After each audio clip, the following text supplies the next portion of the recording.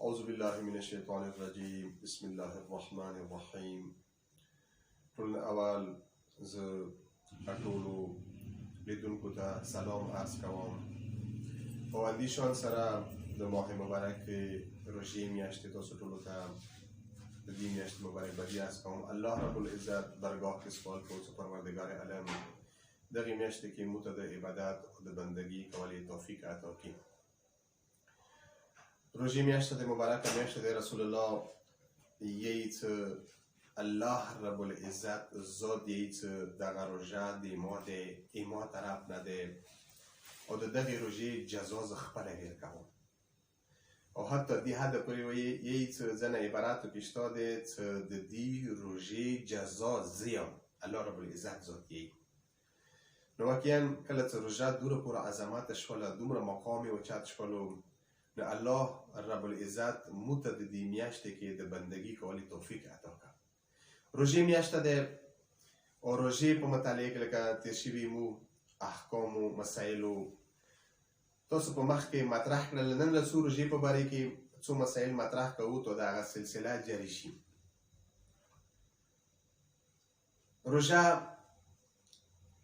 هغه شی دی چې انسان اولی صبح اذان واخله مغرب پورې د هغه اذان وخته پورې کله انسان هغو شیونه چې هغه روژې کې هغه ذریعې سره روژه بدلیږي هغه نه پرهیز وکړي دې ته د روژې نه ویلی شي.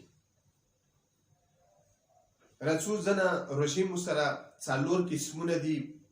ځنه روژه واجبې دي او ځنه روژې حرامې دي د هغوی ساتله، ځنه مکروه دي او ځنه مستحبې دي. چونکه ماه مبارک رمضان میاشت دی رسو واجب روژو طرف ته چې هغه روژې چې هغه مو باندې واجبې دي.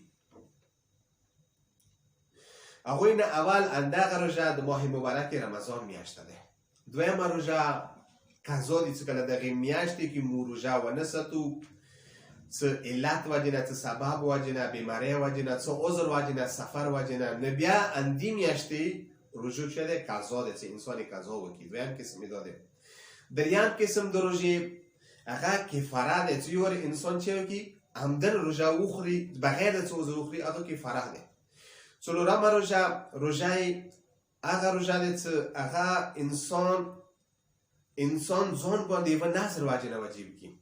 یو نظر یې خستی وي نظر وجې نه هغه چې کړي چې مثلا پلانکی شی دی که پلانکی حاجت یې مو پوره شي زه به دغې ورځې باندې روژه ساتم. پنځمه روژه روژه قضای پدر د پلار له کومه روژه قضا شوي مشر زوی باندې هغه واجب دی. دا پنځه قسمه مو باندې واجب روژې دي چې دا مو هر حالت کې چې وي انسان باندې فرض دی چې وساتي.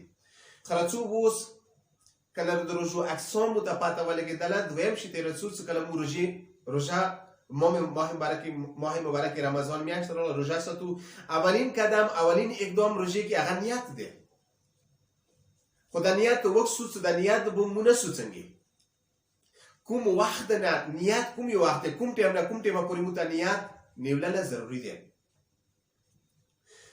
اولین شی چې انسان دپاره ښه بهتره دغه دی چې انسان کله ماه مبارک رمضان میاشت راغله پکار دی اول شپې باندې یا اول سبع المنزل نه مخکې نیت ونیسي د ټولې میاشتې چې زه د روژه ساتم د ماه مبارک رمضان واجب قربة الله د ټولې میاشتې نیت سي او بیا که د ټولې میاشتې روژې نیت یې نه دی هر سبع باندې د روژې نیت نیولی شي. خو سبع اذان نه مخکې یو د اولین وخت شولو فضیلت ورته. دویم ټیم که چیرې انسانونه په ویر شولو څه عذر واجې نه دي نه په ویر شولو نیت یې نه ونیوللو ته دا څه ظهر ټیمه پورې بیا دې سره فرصت شته څه ورځې لمانځه پورې دا چې وکړي روژه نیت ونیسي. خمو مجتهدین دې حده پورې چې مثلا څه که چیرې انسان د سبع اذان واخله تا ماښام مغرب پورې چونکې د سبع سره پاڅېږي همدې نیت سره که نه چې زه به روژه ساتم نیت یې نه ونیولو. خو زه چونکې هغه شونه چې هغه الله رب العزت ذات دغې روژې میاشتې کې مو باندې حرام کړي دي. روژې کوم وخت کې چې ما روژه دی او د روژې وخت کې هغوی نه د انسان پرهیز وکړلو نه یې وخوړلو همدغه نیت کومه اراده دی دغه اراده یې کفایت کوي دغې روژې ته نیت دپاره چې دغه چې شولې دي روژه پوره شولې دي روژه صحیح دی. د نیت دپاره دغه نیت داسې نیولی شي نیت دپاره دا شونه ضروري دي.